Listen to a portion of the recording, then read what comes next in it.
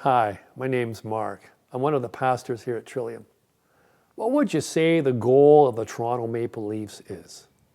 To win the Stanley Cup. Now, some cynics might think, no, it's actually to make a lot of money.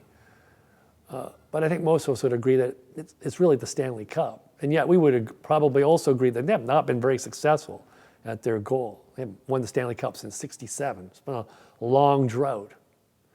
The Greeks have a term for a goal. They called it telos.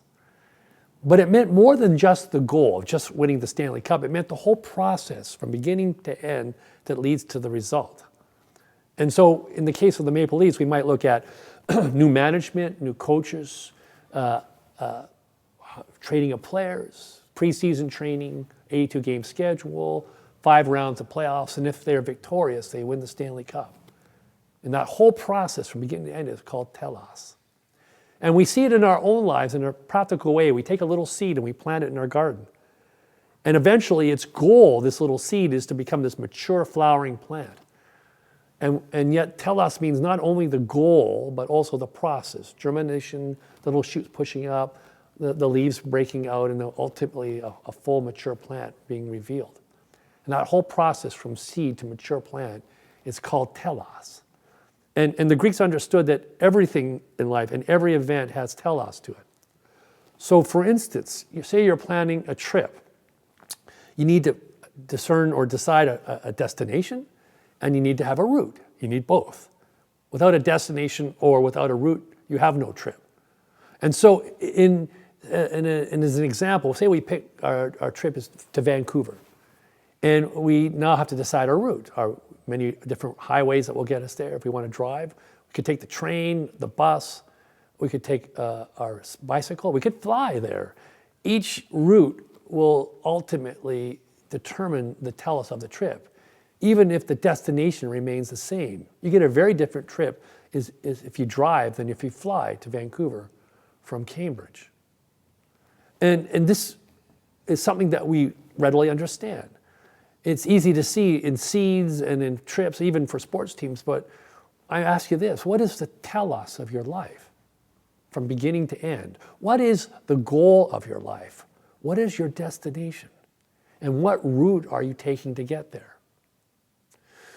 When I look backwards over my own life, I can see the telos of my own life, but when I look forward, it seems obscure to me. I can't see where I'm going. Backwards, I see this obvious route that I've been following, these events happening in my life. And it's one of the reasons why I believe in God and a higher power, a higher intelligence, because I can see it at work in my own life. I meet people or I don't, or doors are open or doors are closed. Events happen, defeats, victories, they all unfold in a certain way to explain how I got to where I am today. When we celebrate